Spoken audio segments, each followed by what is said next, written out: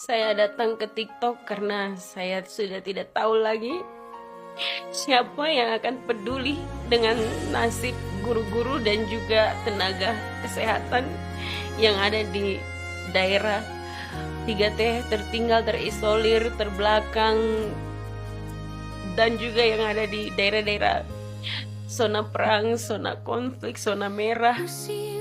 Saya tidak tahu siapa yang akan peduli dan sayang sama kami punya guru-guru yang ada di sana yang berjuang dengan apa ya,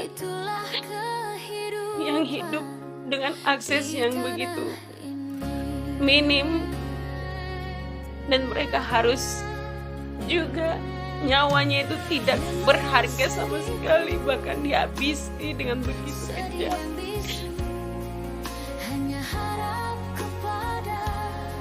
Dari sejak kasus pertama, kasus Anggrek, kenapa pemerintah begitu lambat?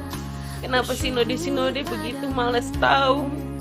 Dengan domba-domba yang ada di balik-balik gunung, yang ada di hutan belantara, kenapa kita tidak menjaga guru-guru kita, tenaga kesehatan kita? Kenapa kita biarkan mereka berjuang sendirian? Kenapa kita tidak ada safety net, tidak ada perlindungan terhadap guru-guru dan juga tenaga kesehatan di wilayah-wilayah terisolir? Kenapa kita biarkan mereka sendiri? Untuk apa semua anggaran-anggaran otsus dan segala macam anggaran yang pemerintah kalian berjuang itu untuk siapa? Untuk siapa? Apakah benar itu untuk generasi muda Papua ini? Sedangkan gurunya dibunuh, gurunya dihabisi. Generasi ini mau kemana? Apa yang ada dalam kalian punya pikiran? Ada banyak lembaga-lembaga hukum di tanah Papua ini, segala macam organisasi dan segala macam komunitas, tapi tidak ada yang betul-betul menolong guru-guru dan juga tenaga kesehatan.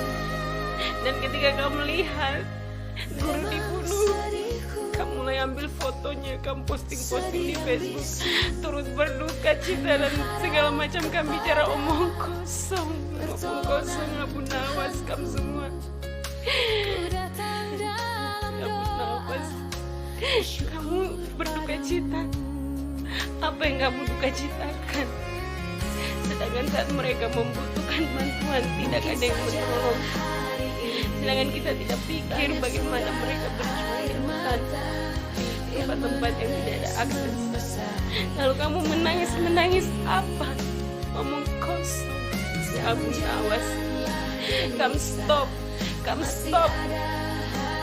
Kalau tidak ada tindakan, kalau tidak sama-sama kita berjuang supaya guru-guru ini bisa dilindungi, tenaga kesehatan dilindungi, pendidikan tetap jalan, semua yang kita lakukan itu sia-sia, percuma, omong kosong.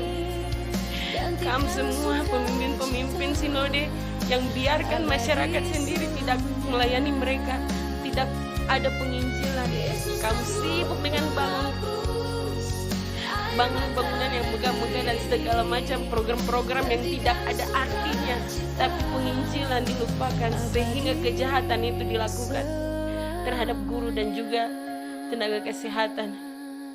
Apa sebenarnya yang kita mau perjuangkan di atas tanah ini? Apa yang kita sedang perjuangkan? Kemana arah perjuangan ini? Saya benar-benar sudah tidak tahu lagi, dan benar-benar sangat marah. Guru yang dibunuh, di dalam dirinya itu ada benih yang Tuhan titip, yaitu anaknya yang pertama. Anak yang pertama, bahkan belum sempat lihat tanah Papua ini seperti apa. Tanah Papua ini bukan tanah orang, bukan tanah surga, harapannya yang ada penderitaan demi penderitaan, dan orang Papua sendiri tidak sadar akan hal itu, masih sibuk dan segala macam. Sedangkan generasi kita ini akan hancur. Tapi kamu semua senang dengan apa yang sekarang mau perayaan 100 tahun Injil tanah Papua. Apa yang mau dirayakan? Omong kosong. hadiah yang kita berikan itu apa? Kematian ibu dan anak yang masih dalam kandungan, kematian guru-guru tahun 90 dibunuh di atas tanah Papua. Harusnya kita menangis dan meratap untuk bangsa Papua ini, supaya Tuhan tidak memberikan kutuk untuk kita. Itu yang harus kita renungkan sama-sama.